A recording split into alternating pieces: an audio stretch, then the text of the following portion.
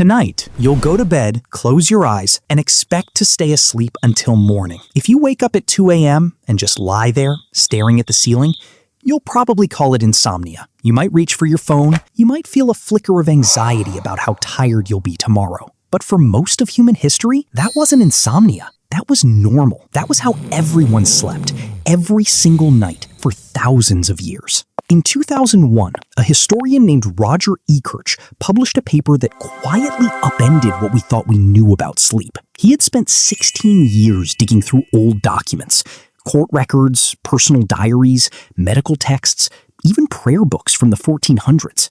In over 500 separate sources, spanning centuries and countries, he kept finding the same two words, first sleep and second sleep. Before the modern era, people didn't sleep in one continuous block. They went to bed shortly after sunset, slept about 4 hours, then woke up. Not from a nightmare, not from noise. They simply woke in the dark with no obvious reason why. Then they stayed awake for an hour or two before drifting into a second 4-hour stretch that carried them to dawn. This wasn't a rare quirk. It was universal. And historians had been reading references to it for centuries. They just didn't believe what they were reading.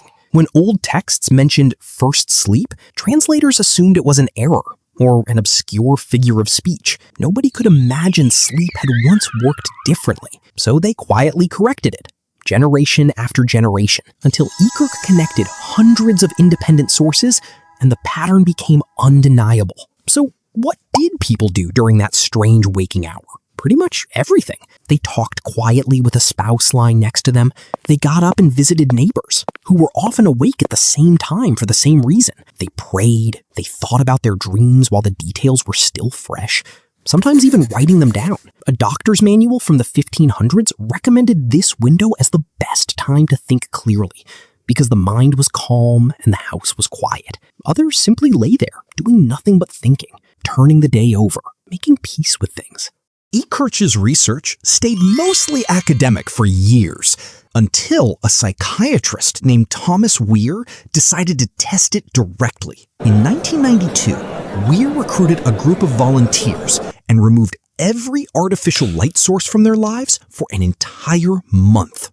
No lamps in the evening, no television, no streetlights leaking through curtains. Just 14 hours of uninterrupted darkness every night, which is roughly how long the night lasted before electric light stretched our evenings out. Within a few weeks, something remarkable happened. Every single participant independently settled into the exact same pattern that Ekirch had found scattered across 5 centuries of historical documents. 4 hours of sleep, then 1 to 3 hours of quiet, restful wakefulness, then 4 more hours of sleep until it was light again. Nobody told the participants to do this. Their bodies simply reverted to something that had been sitting dormant, buried under decades of artificial light. When Weir measured their hormones during that waking window, he found something even stranger. Their brains were producing elevated levels of prolactin, a hormone strongly associated with deep relaxation and meditation. The participants described the experience in strikingly consistent terms: peaceful, reflective, almost meditative, not a gap in sleep, its own distinct state of consciousness, one most people alive today have never experienced. So what killed it? Light. Cheap, abundant, artificial light, arriving faster than anyone could have predicted. In the 1600s, European cities began installing street lamps for the first time. Then came improvements in candle making, then gas lighting in the 1800s, and then in 1879, Thomas Edison commercialized the electric light bulb. Within a generation, a sleep pattern that had existed for the entire span of human history simply vanished from common practice. Nobody voted on it. Nobody debated whether it was a wise trade to make. It just quietly disappeared as nights got brighter and brighter until almost no one alive remembered that sleep had ever worked any other way. The knowledge wasn't banned or destroyed. It was simply never passed down because there was no longer any reason to notice it. We didn't just change a habit. We lost access to a specific state of mind, one that generations of humans considered a completely ordinary part of every single night. Now, here's the part worth sitting with. This isn't only a story about what disappeared. It's also, potentially, a story about what you could get back. Sleep researchers who've studied biphasic sleep have noticed something interesting. That middle-of-the-night waking window isn't just neutral. In the right conditions, it seems to serve a function. Some researchers have pointed out that this quiet, half-awake state lines up with a loose, associative kind of thinking. It's the same mental state many writers, artists, and scientists have described experiencing right before falling asleep, or right after waking, when unrelated ideas suddenly connect in ways they don't during focused daytime thinking. Salvador Dali reportedly napped holding a spoon over a metal plate, specifically to catch himself at the edge of that state.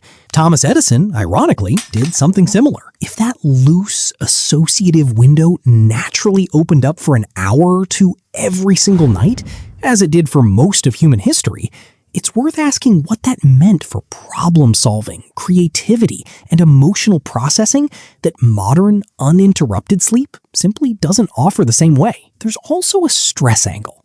Weir's participants weren't just calm during the waking window. Their prolactin levels suggest a physiological state closer to rest than to alertness. Some sleep researchers now speculate that the modern anxiety many people feel about waking up at night, the panic of, I need to fall back asleep right now or tomorrow is ruined, might itself be a learned response, not a biological one. Take away the pressure, take away the phone, and that same waking window that once felt peaceful to your ancestors might feel peaceful to you too. None of this means you should try to force a rigid two-phase sleep schedule tonight.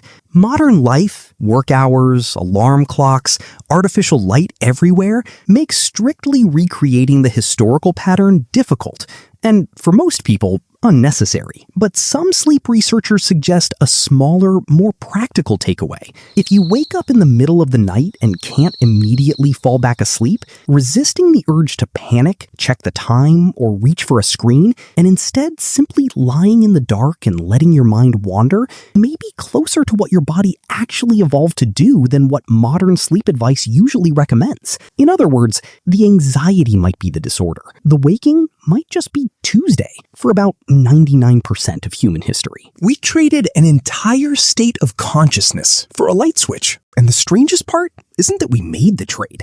It's that most of us never even knew there was something being traded away. Something that might still be recoverable in the quiet hour we've spent 100 years teaching ourselves to fear. Maybe tonight, when you wake up in that quiet hour, you won't reach for your phone right away. Maybe you'll just lie there for a moment, in the dark, the way every single one of your ancestors did. Not because you have to, but because some part of you still remembers how.